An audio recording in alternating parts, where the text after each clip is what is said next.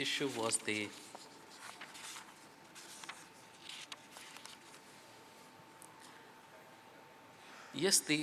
issue of section 73 that was raised is continuing to pose problems. Because the amendment is only talking of trading in shares. I think we need to take some step over there. Deductibility of bad debts on non-payment of clients. I don't think there is any difficulty there, because it is taken care of by section 28. We don't have to go to bad debt sections. Section 28 itself says if there is a loss, there is a loss. It has to be taken care of. The portfolio management fees, I have some very simple thoughts on portfolio management fees. Are we, through the portfolio manager, investing or trading? If you say that through the portfolio manager we are doing a business activity, all expenses are naturally allowed. So offer that income as a business income, portfolio management fees gets allowed.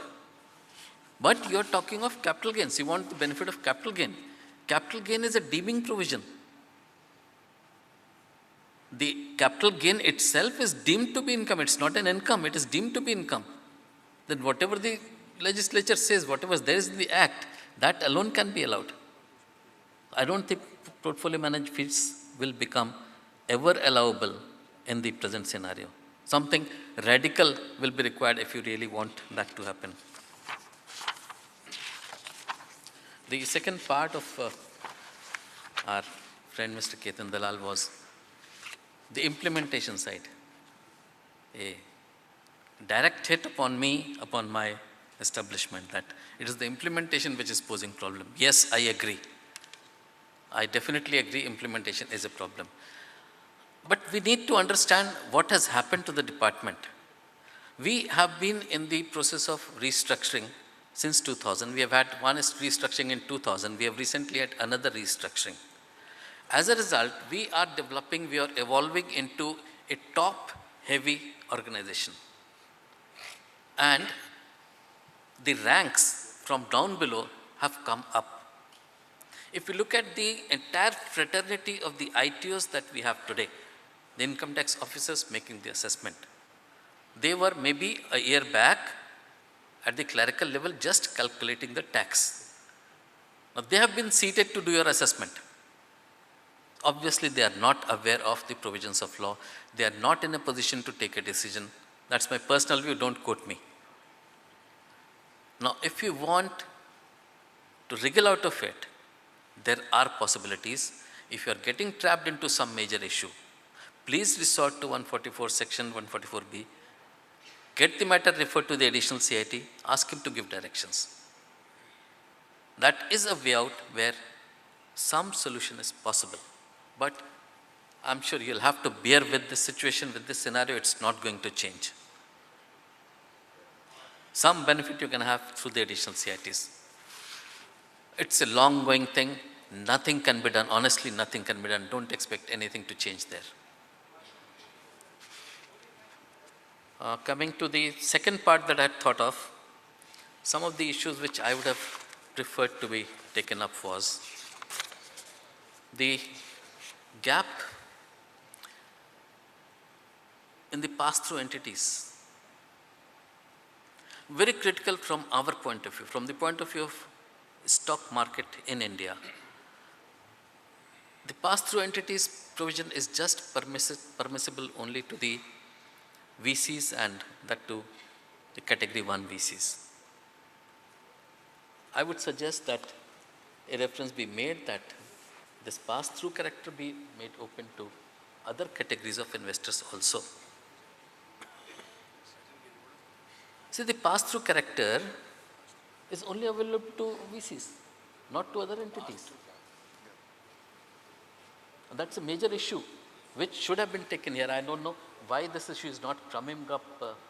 This has not been referred even to board so far.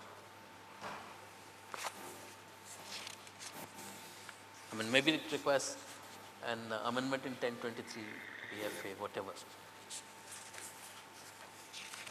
There was a second aspect which I had in mind.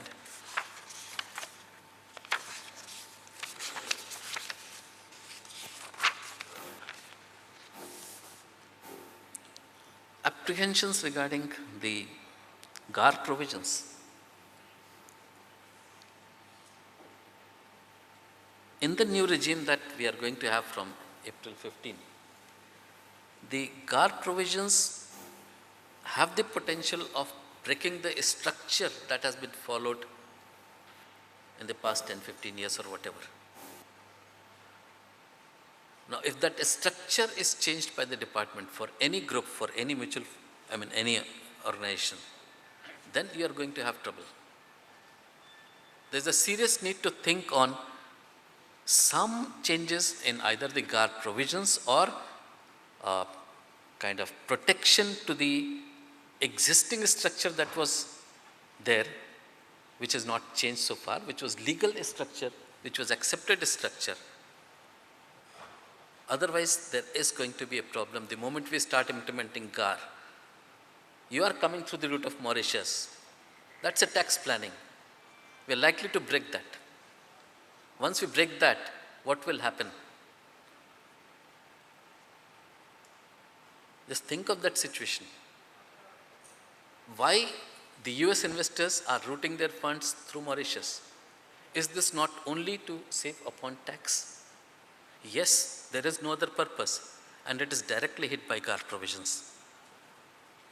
So assessment year 16, 17, department is going to take up that issue. They are going to break up your structure if nothing is done by you people. So start thinking on requesting for some changes in the GAR.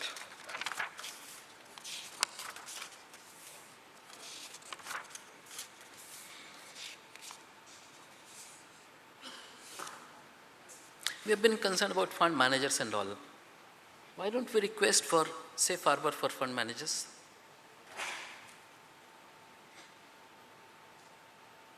A very safe route which will benefit the foreign investors sitting abroad, appointing a manager, and yet certainty about what tax liability is going to be there.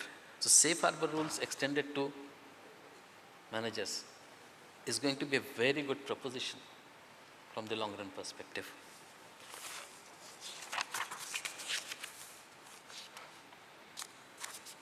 This change in the act regarding 3 years criteria for long term in case of private limited companies, this is going to be adversely affecting the convertible preference shares. Because if you had planned for conversion in 2015, 2016, the time period for 3 years will start getting counted only from the date on which the conversion takes place. The entire planning of the funds is going to go wrong. Some serious thought is required there.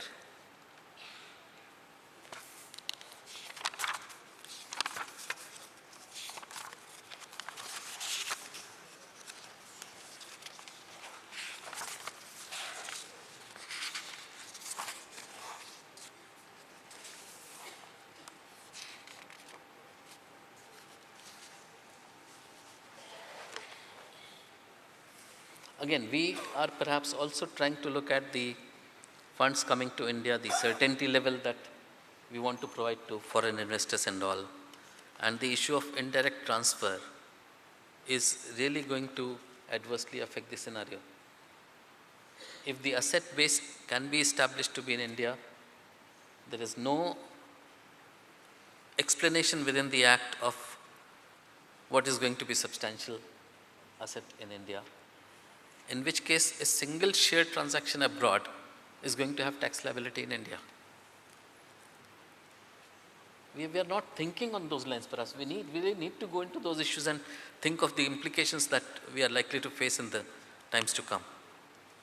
Maybe some threshold can be requested.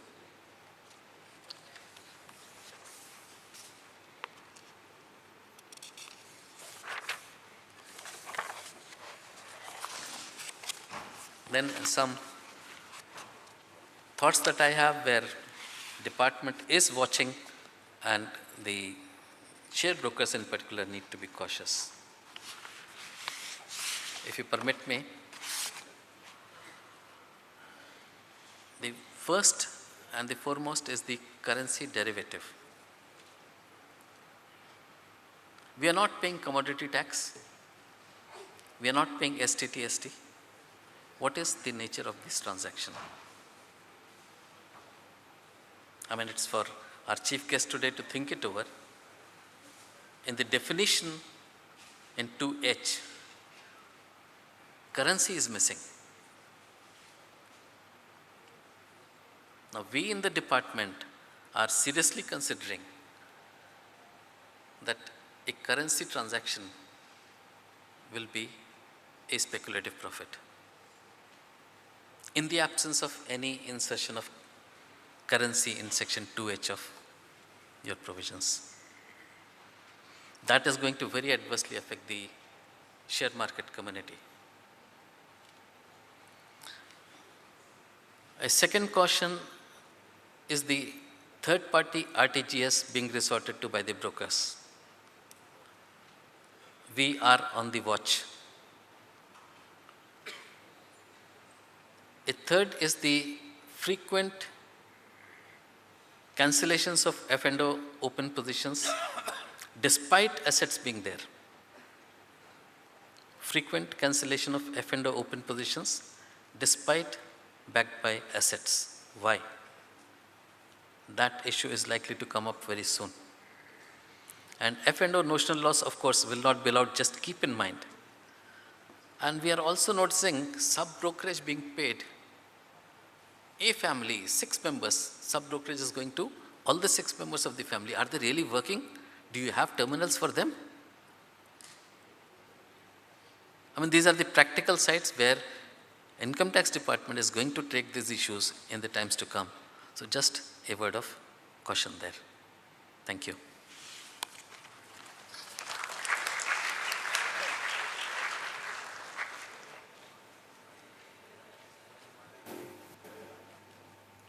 Mr. Rakesh Mohan, thank you very much for some of the thoughts. In fact, what we will do is, I suppose in the interstate discussion with the panel members, there will be members who would like to ask some questions to you, sir, and seek some clarification, seek some directional issues. I'll just quickly make an observation, and this is something which is coming out from your deliberation, your point only, sir. And that is somewhere along, and you can react to it later after the panel members have really come back, and this is my question to you. Are you getting a sense, in the tax laws and the way the taxation happens to various investments, that ideally savers should be actually encouraged to invest in long-term investments and medium-term investments? The taxation system somehow pushes them to invest in short-term investments. The duration is a larger issue than the quantum of savings that we have. The quality of savings, I mean, Mr. Agarwal talked about initially 30% of GDP, but more important is also the tenure of savings, basically. Capital markets and investments around capital markets have a medium-term connotation. Banking is a very short-term kind of an investment proposition. Why is it that taxation becomes more and more complex for longer duration investments, is something which I thought I'll take your observation on basically quickly. I'll come to Mr. Jindal now, and sir, your time for putting your thoughts across to us.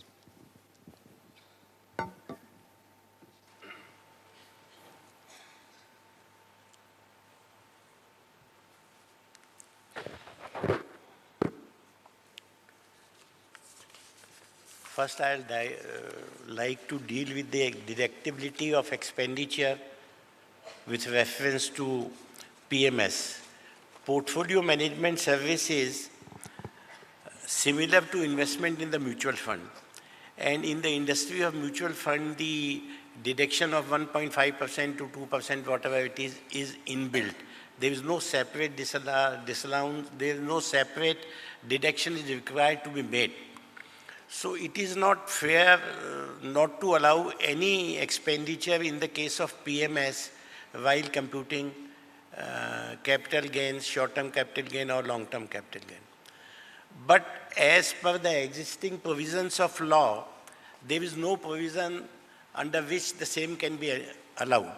Section 44, it can't be allowed under Section 44. There is a decision of Pune ITAT in the case of KRA Holding, in which the deduction has been allowed in respect of the expenditure. But then again, the Bombay ITAT in the case of Homi Bhabha has categorically held that such expenditure cannot be allowed. I agree more with the decision of the Bombay High Court and it is Bombay ITAT, and it is likely to stand the test of appeal. So at present, the position is that no deduction can be allowed in respect of expenditure PMS. Rather, you may face music if you claim some expenditure. The income tax officer may be inclined to treat your income as business income instead of income under capital gain and short-term capital gain. However, this is not a difficult situation. We can make a recommendation to the CBDT or Ministry of Finance that whatever reasonable amount is considered, maybe 1.5 or 2, can be allowed as deductible expenditure while computing the income from income under the head capital gains from portfolio management services. The other problem which bothers my head and which is really I consider a serious problem for the ordinary and small taxpayers. Some small investors come to me and ask me, sir, how many transactions we can do in a year? Or to what extent, or I say this is a difficult, I can't tell you how many transactions you can do. Then they say, you tell us the amount, whether 4 lakh, 5 lakh, 7 lakh, what was the amount? You see, after serving the department in 30 years, I am not able to guide him. I'll request the panel members to guide me if they can give some test guidelines. Whatever guidelines have been provided by the CBDT, with due respect, that is all vague, most subjective. Nothing can be inferred out of that. The assessing officer has been given unfettered discretion, most arbitrary discretion. He is the master. He can do whatever he likes.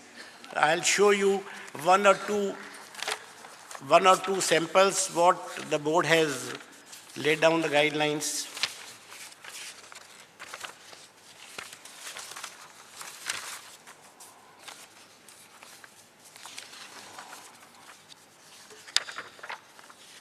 Sorry, just bear with me for 1 minute. One of the, yes. Condition there are 2 circulars issued in this regard. One was issued in 2005. Those were in the nature of instructions or guidelines. Various tests were laid down. And then 2007, another circular was issued. It was based on the basis of various conflicting High Court decisions, Supreme Court decisions, and the decision of the Tribunal of Advanced Ruling. The condition third is the test laid down, whether scale of activity is substantial. Substantial word has neither been defined under the Income Tax Act nor by the board. You can take interpretation the way you like. Why they can't fix a particular limit that substantial turnover or scale of activity will be more than 10 lakh, more than 15 lakh, or like that.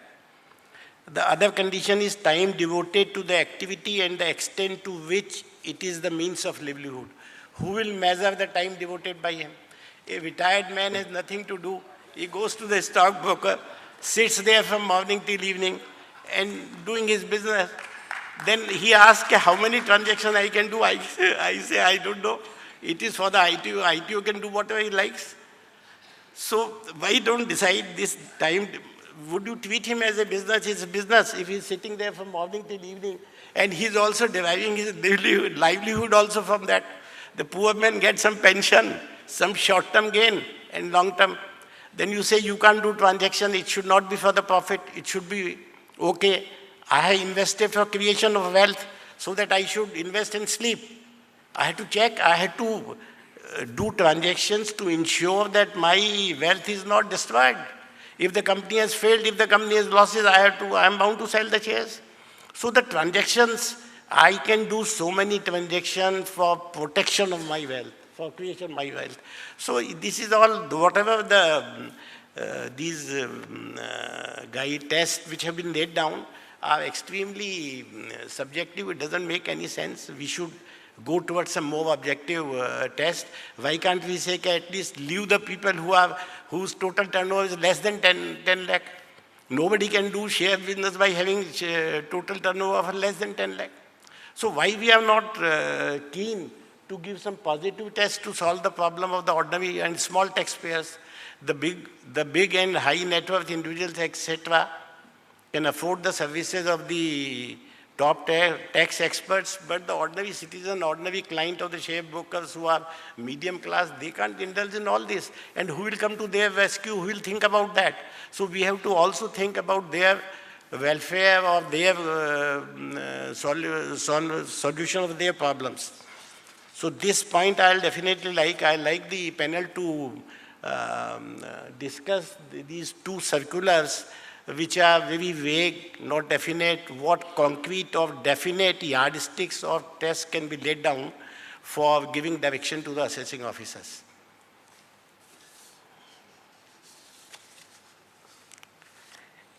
And I'll also like to tell that this seminar is not only one point or one-time effort made by the Bombay Stock Exchange.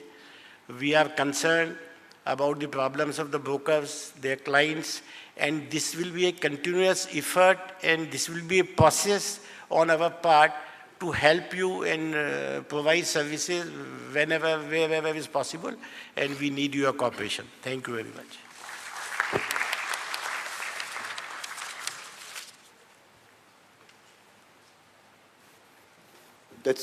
Those were interesting thoughts, Chinder Saab. Quickly, just to set, yeah, Agarwal Saab, you had a question?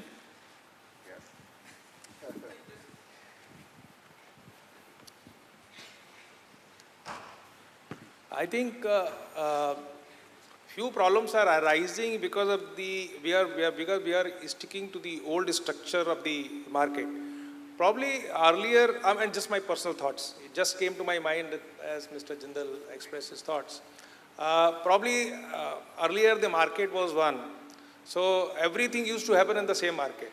For example, investment was there in the same market, speculation was there in the same market, and business was also there in the same market. So product was same, and you were having different nature of the activity. Probably now the market has become much more segmented.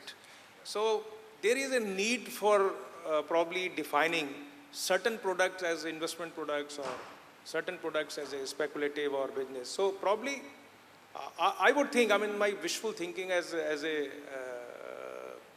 securities market regulator, that if somehow the cash market can be spared of the complications, because this is a market which should be considered mostly investment market, because other products are available. Most of the speculators, for example, are there in the F&O. So this market, if this market can be spared of the tax complications, so that real investment activity is promoted and the small savers are able to participate in the cash market with little difficulty. So I think there is some need to give thought over this, that we may have a sense of proportion. I mean, if the problem is not that big, why to unnecessarily cover the whole market? Even if some tax is lost because of certain trading activity or business activity in the cash market, but let it be.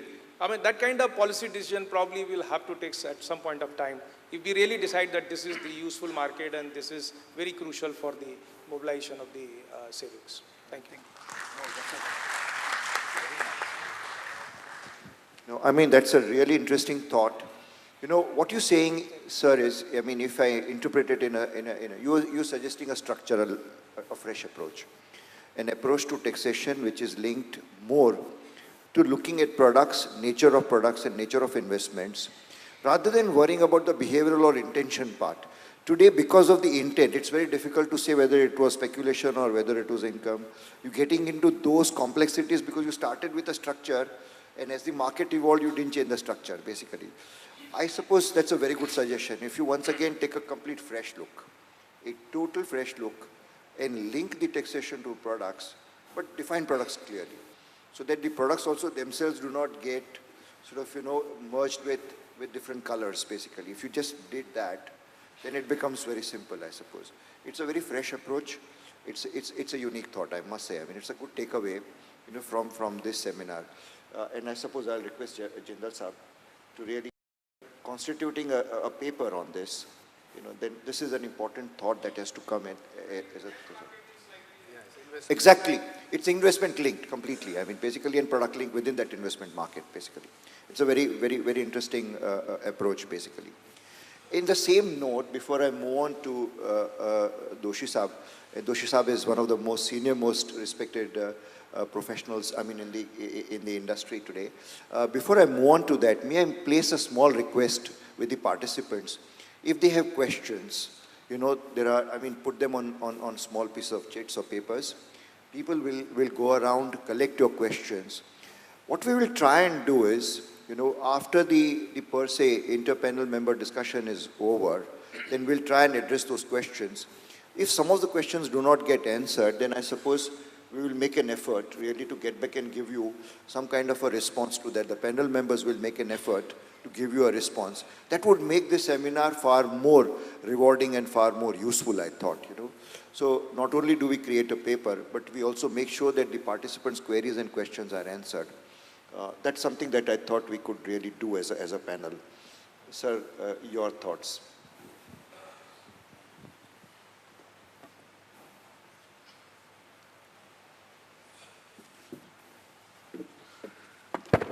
Friends on this side, friends on this side. The last speaker in cricket parlance is referred to as the tail ender. Tail ender is entitled to hit only sixes. So I have also, sir, to make your task very simple, including the task of the people who will be drafting the memo for the finance minister, is I sat down ever since I received the invite along with the circular of 2007, Nayanbhai was sweet enough to also attach the CBDT circular. And then instead of consulting or sitting down or disturbing, stalwarts like Ashwin Bhai or Ketan Dalal, both associated with Big Four, I sat down with an investor, a real hardcore investor. And I told him, boss, what is it that is bothering you? And what I'm going to share with you, some of them are real sixers, are pain points of an investor and the solution that investor, a hardcore businessman and an investor found. So the first, he told me, Mr. Doshi, the circular you are referring of 2007 itself recognizes that I, as a person dealing in shares or putting money in shares, can be having two accounts, one on investment account, one on trading account. As if that is not enough, there is one Bombay High Court judgment in the case of Gopal Purohit, to which Ketan's presentation did make a reference, and a very interesting point he made was that Income Tax Tribunal held in favor of Gopal Purohit. Bombay High Court upheld Income Tax Tribunal's view, and Supreme Court rejected Income Tax Department's special leave petition against Bombay High Court judgment. Therefore, in my humble opinion, and the facts in Gopal Purohit's case are very interesting. Mr. Purohit, like a stockbroker, had maintained two accounts, one for investment, one for trading. And even the capital gain he made on the investment side, in one case was less than 30 days. And yet Bombay High Court and the tribunal, based on the facts, came to the conclusion that it is capital gain. Short term, because less than 12 months. Point I'm trying to say is this, that this investor, with a view to putting an end to all his miseries, said, Mr. Doshi, मैंने तो दो चार file बना दी. मैं as individual, the husband is the trader. So I admittedly file my return of income showing whatever little surplus I have as business income. But what I do is, with regard to the shares that I hold on long-term basis, I show it in my wife's income tax file. My wife is an investor. She makes short-term capital gain. She makes long-term capital gain. I make only business income. And usually, most of us know, if you are a trader, you end up with a loss. Don't ask me how. So then that loss has tremendous advantages. Apart from several other problems being solved, that loss is available for set-off. That loss can be used for being business entitled for all expenses. For all you know, it is the expenses which makes my income under the head business minus. So finally, he said, Mr. Doshi, are you not aware of the recent Vodafone judgment decision of whom? No less than Indian cabinet headed by the Prime Minister. And what did they hold? They say, we are going to accept the Bombay High Court decision, notwithstanding the tax effect. Not only that, all cases involving similar issue will be governed by the Bombay High Court judgment, which held in favor of Vodafone on those facts. Finally, my humble submission would be that if that is the spirit of the cabinet directed to the income tax CBDT, which promptly, next day, 28th January 2015, issued a circular to all the income tax department officials that income tax department has accepted Vodafone Bombay High Court judgment and we are going to follow it. Point this Vodafone decision and the CBDT view on that issue, why can it not be extended based on Gopal Purohit's case, upheld by Bombay High Court, rejected Supreme Court, SLP, accept it. Rakesh Mohan sir, with all the due respect to you, accept this and go out and send out a new signal. The India has changed, sir. As Agarwal ji rightly said, times have changed. So when are we going to recognize these changed times? Only after your retirement, the way Mr. Jindal is now a very wise man.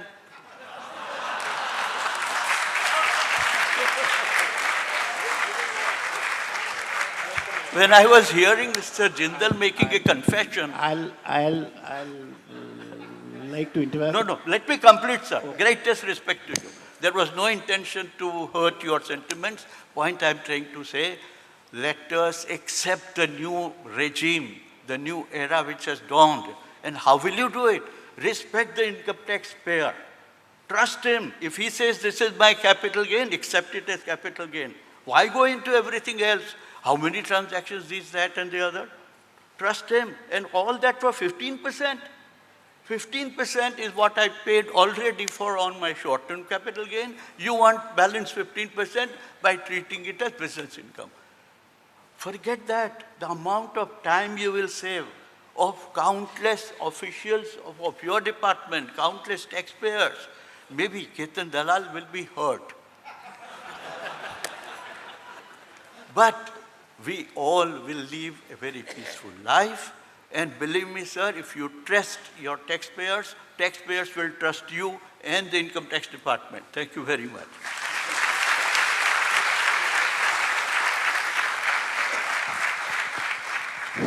See, the panel member discussions are begun. Yeah. Your point, sir. Just a minute. The case of the decision of Bombay High Court in the case of Gopal Purohit has come only in the year 2010. 2010 or 11, huh? And 7. I was dealing with the appeals of, I was CIT Central Appeal in about 4 years, 94 to 98, and was dealing with the case of the scamsters who were involved in share scam case. They were very big and leading brokers. I'll not like to name the brokers. So that broker in that particular appeal, he was having two accounts. One stock in trade and another investment account. The ITO did not allow the investment account. He said, no, your main business is you are the share broker dealing, and then he added everything. But even in 98, when this case was not there, but this logic was adopted by me, and I allowed the whatever profit or gain was made in the investment account, I allowed him as long-term capital gain or short-term whatever treatment was to be given. So not that while in service I had tried to be very reasonable, broad-minded, and neither I was favorable to the assessee nor to the department. I always said them, I want to be impartial. If it is due to you, you can take it. If it is not due to you, I am not going to show you any leniency just to get credit. So that had been my working all the time, and I worked for 4 or 5 years in the scam cases and did to the best of my knowledge whatever I could do. Thank you. Sir, on the issue.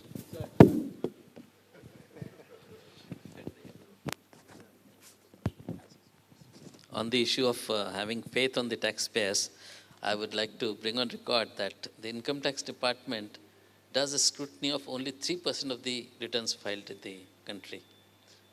That faith exists, yes, 97% we accept. So that faith is coming, and the times are changing, and I'm sure with time, your issues will get sorted out. Sir, two general observations or other perception amongst broking community and investment community. As he correctly mentioned, when you go to assessing officer for assessment, quite likely, certain points which are raised and discussed, assessing officer says, I'm quite convinced about what you are saying, but I have instructions and I'm going to treat it in this manner. But I'm sure about it that this will be allowed when you go in appeal. So we are forced to go into appeal for that. Appellate body sometimes says, okay, I'm also convinced on this point, but I'm not going to allow this. But quite likely tribunal will allow. So the, SSC is asked to go for such points from assessing officer to appellate to tribunal body. This is one observation. Second, in a very frank manner, sir, what you mentioned in your speech, saying that cautious stockbroker, beware about it. Sir, stockbrokers, I think, sir, there are only 2,000, 2,500 odd stockbrokers in country, I would say, who are active. And sir, what we are saying is, we are your agents. We are your agents in collecting security transaction tax. We are your agents in collecting stamp. We are your agents in collecting service tax. But somehow, the feeling is what we get is, we are not taken as your partner. We are not taken as your friend, but we are taken always as a, as suspicious eyes. So this is something which we really, want to treat us as if, we are your partners. No, responding to your second aspect, the scenario is changing. We are a quasi-judicial authority. We do investigation, and we are also decision-making authorities. So when we are doing the investigation part, inherently, we tend to treat you as a defaulter. If you don't do that, we'll not be able to do the investigation. Once we shift from there to the decision-making, we should cut off our thought process from there, which we are not able to do. It's a fact we are not able to do. But things are changing. Slowly, things are changing. And on the first aspect, there are two issues which immediately come to my mind. First is that I talked about the reference to additional commissioner.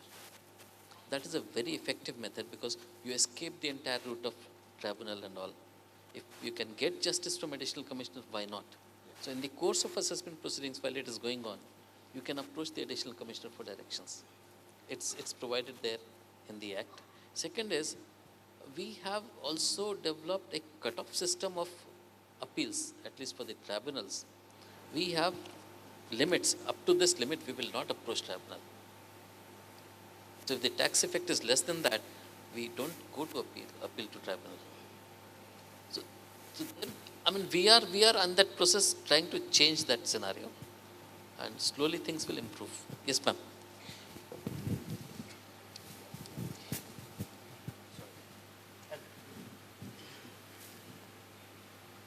Sir, Mr. Rakesh Mohan, first thing I would like to suggest is if your people are not trained, the BSc Institute can provide training to your staff. So nice of you. Thank you, ma'am. And we can definitely, get them acquainted with share market. Second thing, very important, is that the word speculation, the source is in the Income Tax Act.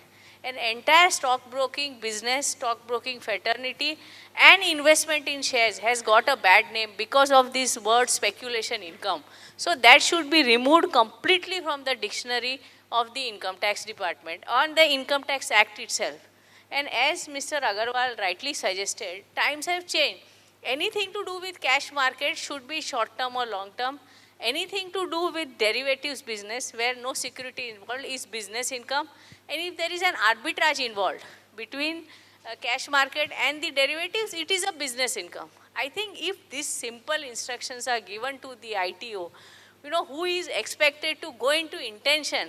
I mean, as he rightly suggested, even if intention, I say it is trading and investment, still investment is treated as trading. So I think you cannot have kind of so much interpretation, and it is like a knife in hands of a person who does not know how to use it. It's like in a child, knife in a child's hand. That is how the income tax officer is assessing. So I think very clear laws. So if you can't train him, the next best thing is have such clear laws so that he does not have to apply his mind. If need be, exchange will also give a certificate saying that this is a cash transaction, it is short term, long term, this is a derivative transaction, it's a business income, combination of two is business, there is no other interpretation which is required. It can be so simple. So I think first is make it simple, remove the word speculation, take away power, and if need be, we can train up your entire department. I am also personally, I will volunteer my services. I have done training at your Nagpur Institute and other places. And the BSc Institute is fully equipped. So we can take number of batches and train up the people. So I feel these two things, sir, is necessary because you can't be helpless. Sir, you cannot be helpless. Today's interaction, whatever feedback you are getting, we hope that you pass on it to your higher ups and get out of this situation. And, and there is so much bad blood. You can't imagine the amount of bad blood which is there in the investor's mind versus the income tax department. I think it is one of the worst ones so far as the security business and investment business is concerned. No other business people will have so much bad blood. Other trading businesses, people know we have done something wrong, we have hid, we have done this, we have done that. But so far as this business is concerned, it is plain ignorance, it is plain misrepresentation, misunderstanding which gets investors into problem. And it is not just small investors, even big guys like FIIs and whoever, they are big shots, they have a battery of lawyers, but they also, are fed up. So I think introduction of simplicity is the message, I think, of this session. One of the messages would be that, sir. I'm moved by your feelings and your expressions. Ma'am, some of the issues you are raising are policy issues which can only be referred to the government for decision making. Like if you are thinking of removing the phrase speculation from the act, it's just not within our hands. But then I would seriously take up the matter of training the officers who are dealing with at least with the share brokers circles with the stock exchange. I would take up that matter. It's a fantastic idea. At least let them know the realities of trading in the stock market. They're just devoid of that knowledge. I'll take that up very seriously. But the policy issues, I think you'll have to take up the matter. Yes. No, that's a very interesting, and you're accepting that the officers, I mean, they can receive that training and take it from an institution like BSc, for instance. So that's a very interesting one. Just to continue with your thought on speculation, I mean, since I come more from the financial sector rather than just capital markets, I mean, if I look at the guidelines issued by the banking regulator, for example, in regards who can apply for universal banks, which came up in 2011.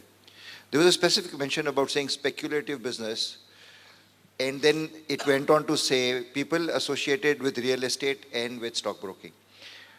They cannot, and then they cannot be even directors of the. I suppose it rubs you a little hard, I suppose, somewhere that you treat it as a community, which is becoming untouchable or whatever sort of. So it's a very interesting observation. Somewhere along, I mean, it is income basically, and I mean, intent can't be investigated or examined basically. I'm very glad to say that, and sir, you're going to have a busy evening today. Most of the questions are directed to you. Almost, I mean, out of about 16 questions that I have, there are about 9 questions for you alone. And but I was trying to analyze the questions, and I suppose this particular question comes up 3 times, and that's on section 14, rule 8. It says, how can be auditors under the formulation designed be greater than the exempt income itself?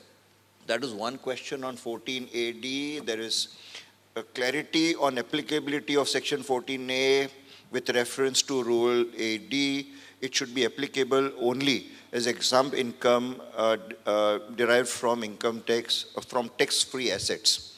That's the second question on 14A.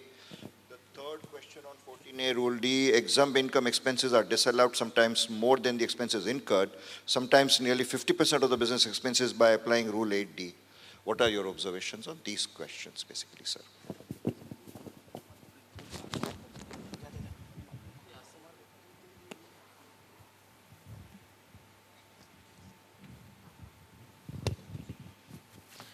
Two, 3 aspects here. Whether the disallowance can be more than the income that has been earned during that year. See, earning of income and corresponding expenditure, this is a one-to-one correlation.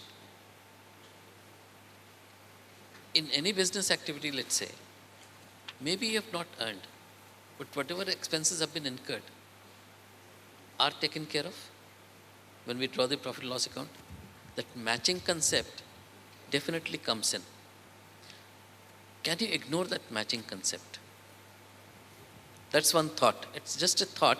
I'm not saying that what you're saying is not correct. There are tribunal decisions to the effect that the disallowance cannot be more than the income. There are very clear tribunal decisions now. One is 0.5% of the expenditure. That is separate figure. We don't object to that. But the formula of interest and average investment opening and closing versus interest, I mean, from where and who brought this formula? No, it's not. It can be 24 lakhs against 5 lakhs. It can be 1 crore against 10 lakhs of dividend. What is the legislative intent? The issue is not that who brought it. Issue is whether that formula is a legitimate formula. Yes, we are objecting to that formula. Justified formula or Yes. not. See, again, look at the situation where you have borrowed funds and you are paying interest and you have not earned anything and the correlation is 1-to-1. What do? No, but what is the basic intent? That any exempt income, when you are claiming full exemption on that, the corresponding expenditure to earn that income should be disallowed. It means it can be maximum to the extent of the income which you claim to be exempt. It doesn't go beyond that at all. If you ask my personal opinion, I have passed several orders where I have restricted disallowance to the amount of income. But that the assessing officer doesn't do it because he says you go and appeal. I went in the appeal. In one of the year, I won the appeal. We now have tribunal decisions, right? You can have after. Yeah, okay. We can discuss it later also, and we have. No, but it's a very, very important question which somebody every one of us are facing this problem. Somebody will have to take up this issue under a contempt.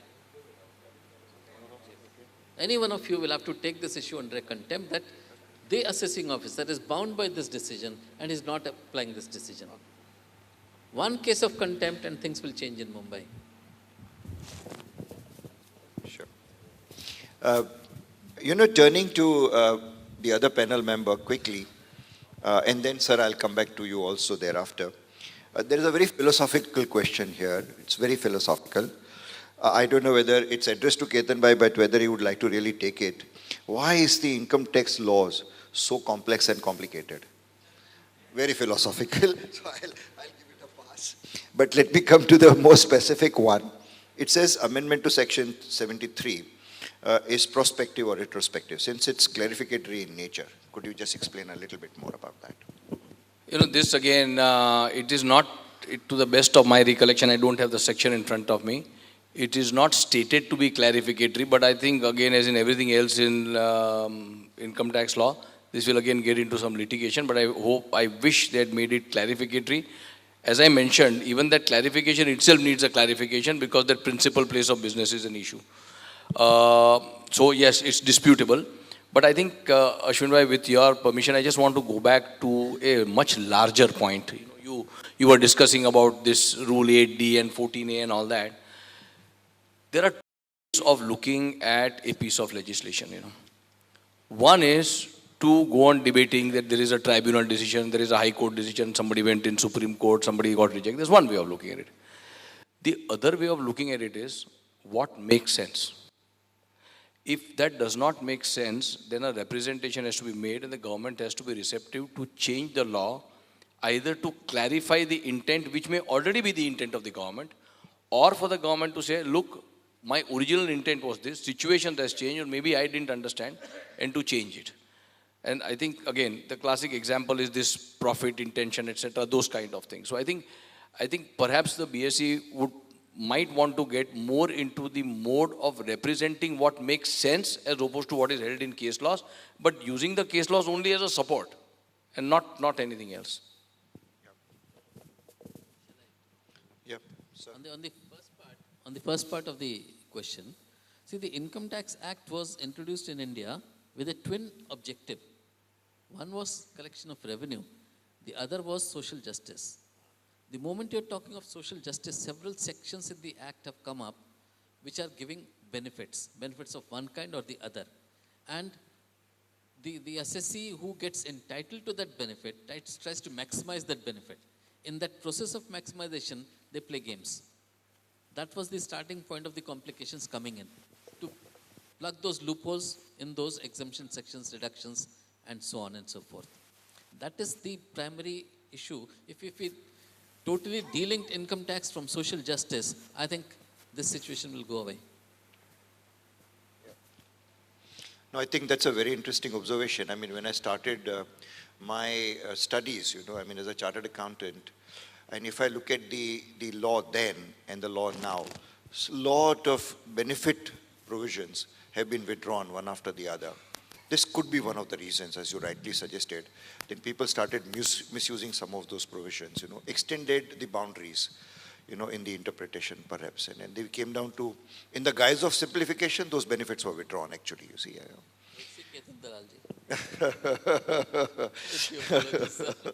You had to give it back, I suppose. Okay. There is a question to you, sir. It says, I'm unable to understand the caution that you asked the brokers to exercise, about opening, closing of derivative position without backing of assets. If you can elaborate it a little further, basically. So that's okay. The question is, the derivative position. No.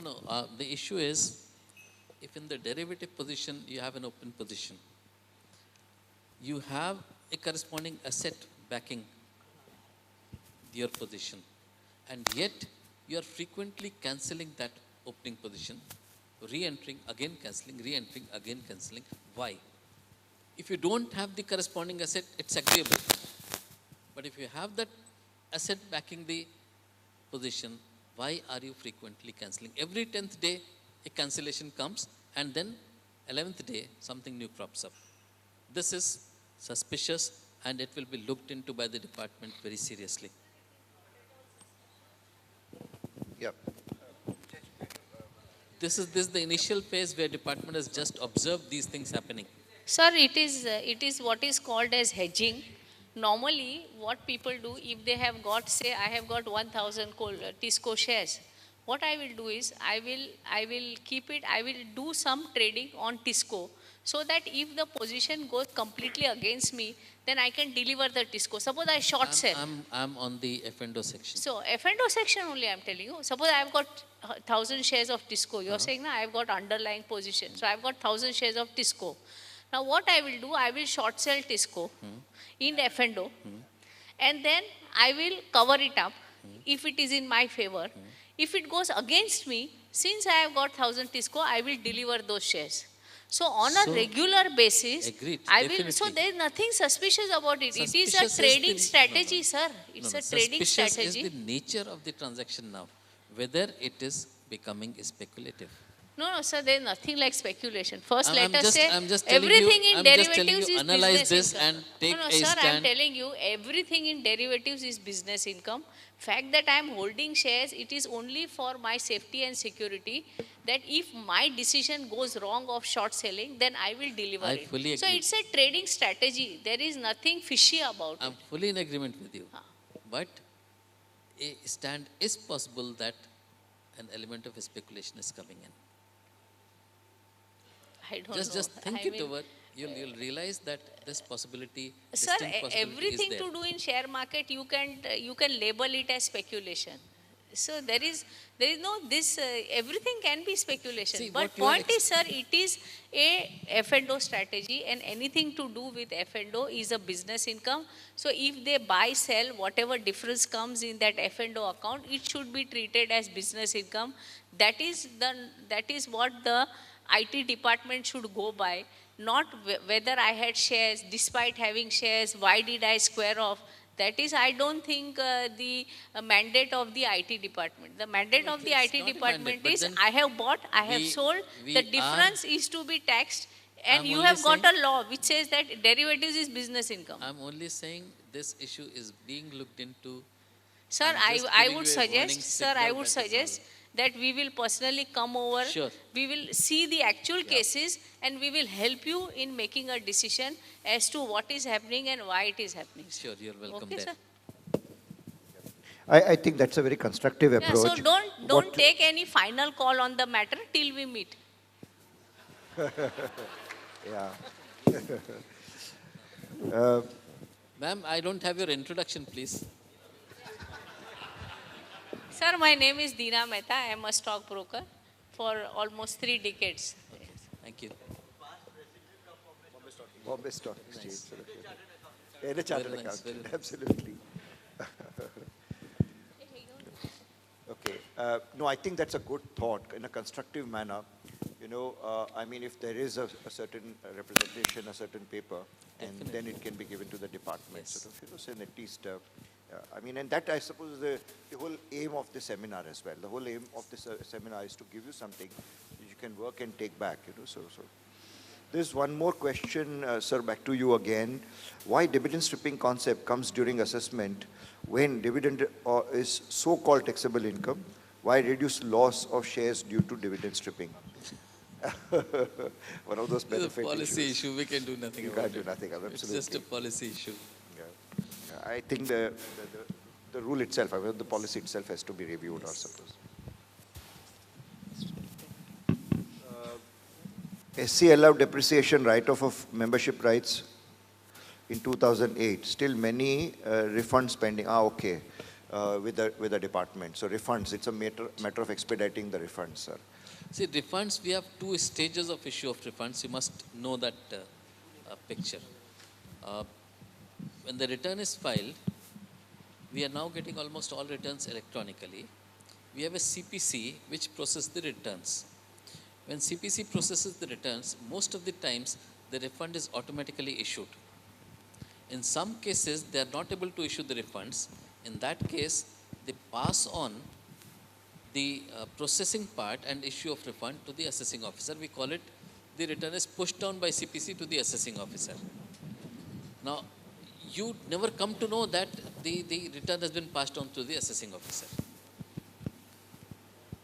But if you are computer savvy, perhaps online you'll be able to see that your return has been pushed down to the assessing officer.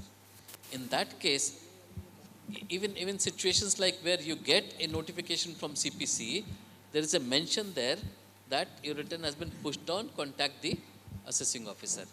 You have to, in that situation, contact the assessing officer and get a refund from the assessing officer.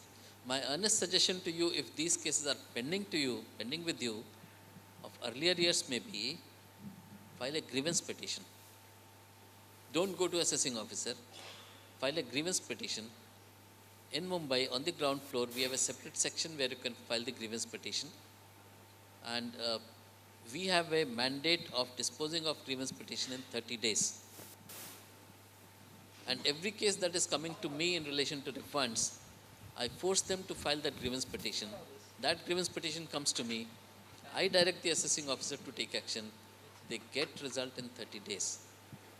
But as of now till 31st March, we are withholding the refunds. So if you have situations, please wait till April. File the grievance in April. I'm sure you'll get the results in 30 days. But people don't file them, so are they scared or are they worried? They or- are scared of assessing officer. Yeah. Why should they be scared? What wrong can he do to you? No. For a small assessee, we are picking up 3% cases in scrutiny. If your case is not in scrutiny, why be concerned of the assessing officer? Why Sir- not file the grievance? Yeah. Sir, why you asked? I think all of us know why. Because of the harassment in future. See, we are picking up 3% cases for scrutiny. If your case is not in scrutiny, what harassment will you get? Number two, a assessing officer on a particular post is there for a maximum 2 years. What is the likelihood that your case will be in scrutiny in these 2 years? Look at that probability. Should you not go to file the grievance? And if you are an honest taxpayer, what harassment can he give you?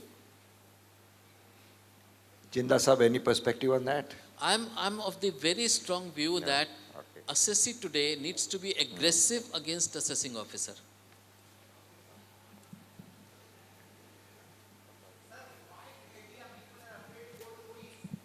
That's a different issue. No. I think we are Their extending, powers it a little.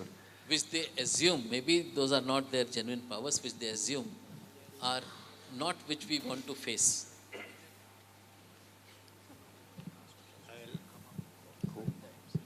Hello. There is one more reason why the people, assessees are not going to the grievance petition. They are discouraged by the lawyers. I have asked some of my clients to go to ombudsman. I asked the lawyer to file an application to the ombudsman. He said, no, sir, मैं कोशिश करता हूँ, करवा दूँगा, हो जाएगा.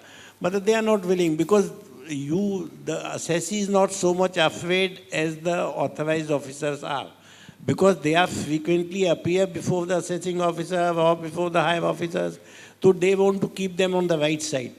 So I'll request the authorized officers also to guide the assessees properly, and wherever the grievance can be redressed through proper channel, they should be bold enough and they should go to I'm happy that he is taking so much interest and he has said in the open forum that you come to me and I'll solve your problem. Then why hesitate? Don't hesitate. Department cannot do. Why afraid? Why so much afraid of the department? Nowadays, as he has rightly said, more than 3% can't be taken in scrutiny. That is also through computer or on the basis of certain guidelines, not arbitrary.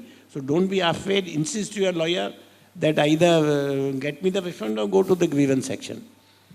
I'll tell you still better approach. Don't come to the income tax department for filing the grievance. File it online. The Prime Minister has a portal for filing grievance. Please note down. It is pgportal.com. P for Patna, G for Gujarat. Public grievance portal, pgportal.com.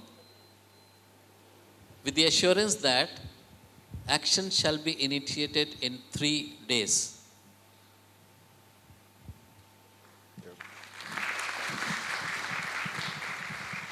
Go to pgportal.com, just fill up the form, say your problem.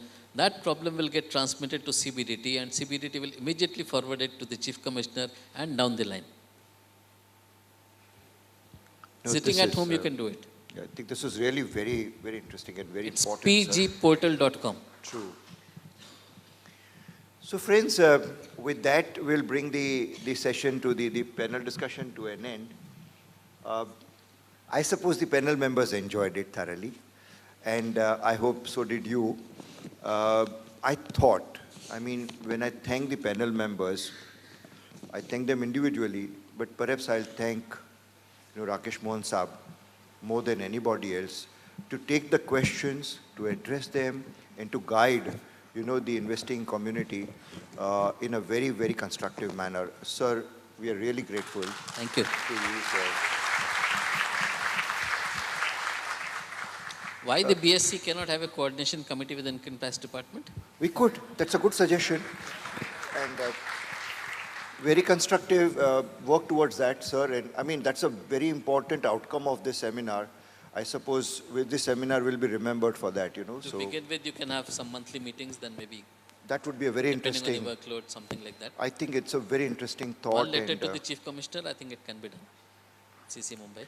Absolutely. I think that's a very good suggestion, sir, and very constructive. Very, very nice suggestion.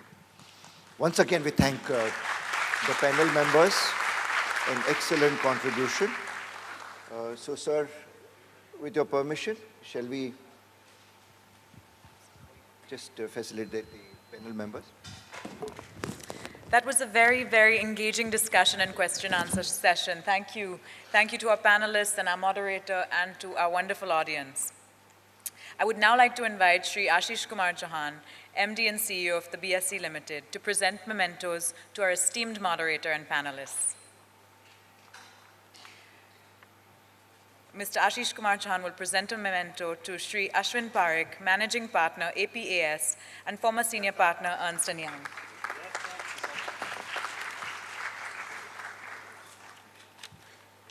And to our panelists, Siddharth Shah, Chairman, BSE Brokers Forum.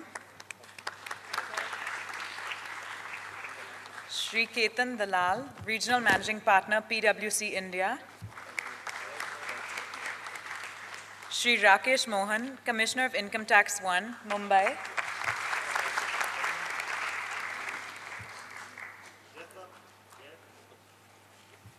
Shri B.M. Jindal, Advisor, Tax and Legal at BSE and former Chief Commissioner of Income Tax.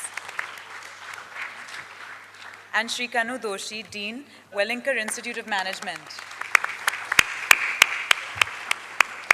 Thank you all. I now call upon Shri Nayan Mehta, Chief Financial Officer, BSE Limited, to propose the vote of thanks. Ladies and gentlemen, Mr. Nayan Mehta.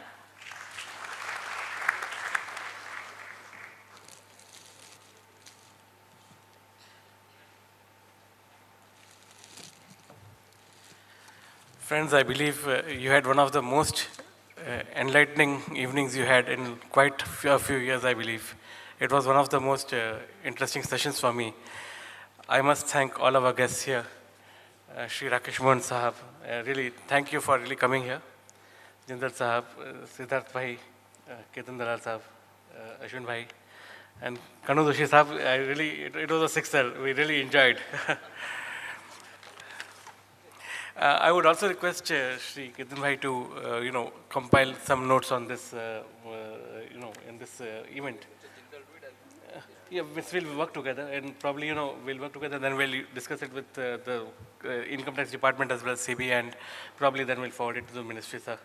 So just to, so that whatever has been discussed here should reach the right people who can really take needful decisions, sir. Thank you very much, all of you. Thank you.